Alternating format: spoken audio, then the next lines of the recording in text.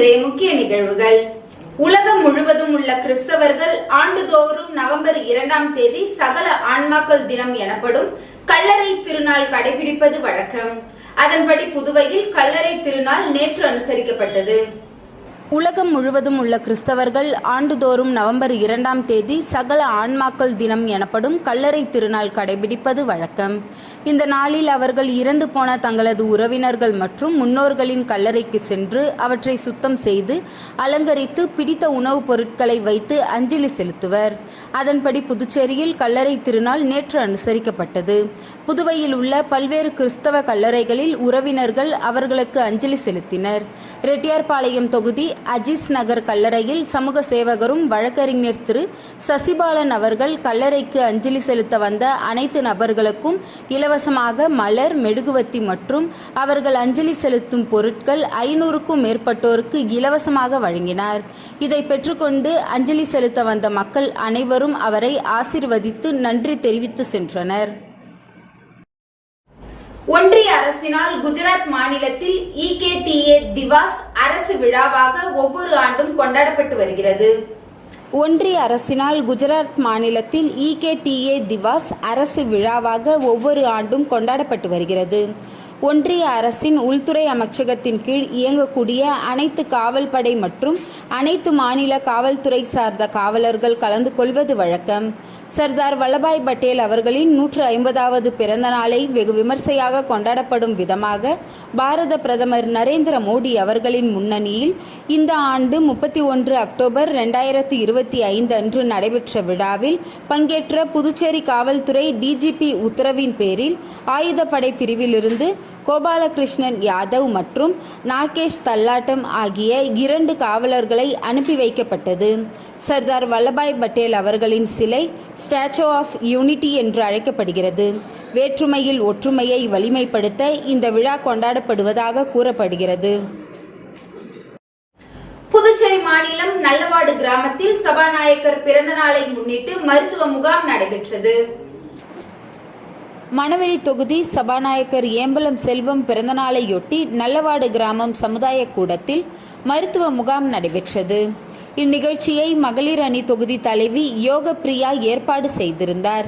இந்நிகழ்ச்சியில் சிறப்பு அழைப்பாளராக மாவட்ட மகளிர் அணி தலைவி மகேஸ்வரி அவர்கள், மாவட்ட பொதுச் செயலாளர் சித்ரா அவர்கள், தொகுதி தலைவர் பிரகாஷ் என்கின்ற லட்சுமிகாந்தன், கேந்திர பொறுப்பாளர் ஜலமணி மற்றும் கட்சி நிர்வாகிகள் அனைவரும் கலந்து கொண்டு நிகழ்ச்சியினை மிக சிறப்பாக செய்திருந்தனர். இந்நிகழ்ச்சியில் 100க்கும் மேற்பட்டோர் கலந்து கொண்டனர். இதில் முழு உடல் பரிசோதனை செய்யப்பட்டது. இந்த மருத்துவ முகாமை IG ஃபவுண்டேஷன் மூலம் இணைந்து மிக சிறப்பாக செயல்படுத்தினர். ஒதியம்பட்டு ஸ்ரீ சத்குரு மகான் வண்ணார பரதேஸ்வரர் சித்தர் ஆலயத்தில் வளர்பிறை பிரதோஷ பூஜை சிறப்பாக நடைபெற்றது. முருகம்பாக்கத்திலிருந்து வில்லியனூர் போகும் வழியில் அமைந்துள்ள மிகவும் பழமை வாய்ந்த ஸ்ரீ சத்குரு மகான் வண்ணார பரதேஸ்வரர் சித்தர் ஆலயத்தில் வளர்பிறை பிரதோஷத்தை முன்னிட்டு மஞ்சள் பொடி, அபிஷேக பொடி, அரிசி மாவு, பால், தயிர், இளநீர், சந்தனம் போன்ற பல்வேறு திரவியங்கள் மற்றும் கலச அபிஷேகம் செய்யப்பட்டு சிறப்பு அலங்காரத்தில் நந்தி மற்றும் மூலவருக்கு மகா தீபாராதனை நடைபெற்றது. இதில் சுற்றுவட்டார பகுதிகளில் இருந்து திரளான பக்தர்கள் கலந்து கொண்டு சுவாமி தரிசனம் செய்தனர். தொடர்ந்து விழாவில் கலந்து கொண்ட பக்தர்கள் அனைவருக்கும் அன்னதானம் வழங்கப்பட்டது. பூஜைக்கான ஏற்பாட்டினை ஆலய நிர்வாக அதிகாரி பர்க்குணம் மற்றும் ஆலய அர்ச்சகர் முத்து, உபயதாரர் அரியாங்குப்பம் ரவி, காய்கறி வியாபாரி அவர்களின் குடும்பத்தினர்கள் சிறப்பாக செய்திருந்தனர். புதுச்சேரி வில்லியனூர் அருகே உள்ள ஆரியபாளையம் அரசு சாராய வடி ஆலையில் பணி நீக்கம் செய்யப்பட்ட 53 ஊழியர்கள் மீண்டும் பணியில் அமர்த்த கோரி சாராய ஆலை நுழைவாயில் முன்பு தொடர் போராட்டத்தில் ஈடுபட்டுள்ளனர்.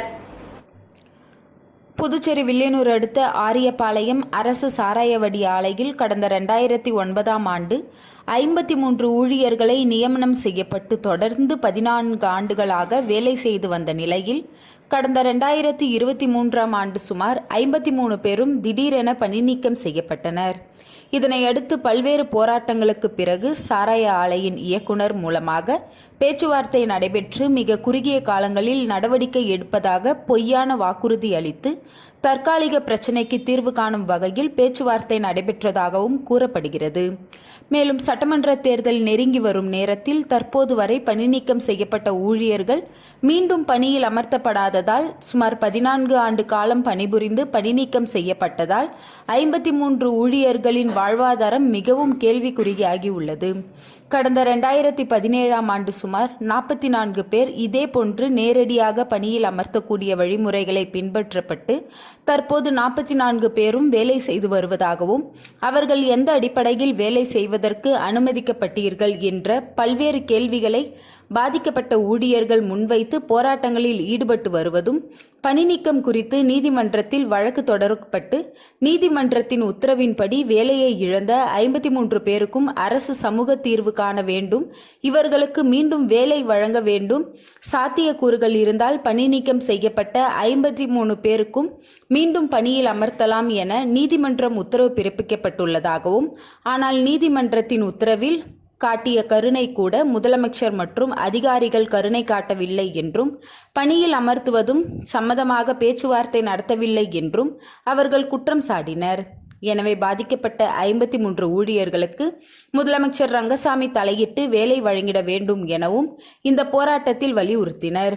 மேலும் தொடர் போராட்டம் நடைபெற்று வருவதால் உடனடியாக சம்பந்தப்பட்ட அதிகாரிகள் முயற்சி செய்து சமூக தீர்வு காண வேண்டும் என்று தொடர் போராட்டத்தில் ஈடுபட்டு வருவதால் அப்பகுதியில் பெரும் பரபரப்பு ஏற்பட்டுள்ளது. புதுச்சேரி ஒதியம்பட்டு காசி விஸ்வநாதர் ஆலயத்தில் ஐப்பசி மாதம் வளர்பிறை பிரதோஷ வழிபாடு மிக சிறப்பாக நடைபெற்றது. புதுச்சேரி மாநிலம் வில்லியனூர் ஒதியம்பட்டு கிராமத்தின் அருகே சங்கராபரணி நதிக்கரையில் வடக்கில் அமைய பெற்றிருக்கும் காசியினும் வீசமிகு திருக்காசி சேஷ்திரமாக விளங்கும் அருள்மிகு ஸ்ரீ காசி விசாலாட்சி அம்பிகை சமேத ஸ்ரீ காசி விஸ்வநாத சுவாமி ஆலயத்தில் நேற்றைய தினம் ஐப்பசி மாதம் வளர்பிறை பிரதோஷ பூஜை மிக சிறப்பாக நடைபெற்றது. வில்லியனூர், அரும்பார்த்தபுரம், ஒதியம்பட்டு, கொம்பாக்கம், அக்ரஹாரம், உருவையாறு போன்ற சுற்றுவட்டார பகுதிகளில் இருந்து திரளான பக்தர்கள் கலந்து கொண்டு சுவாமி தரிசனம் செய்தனர்.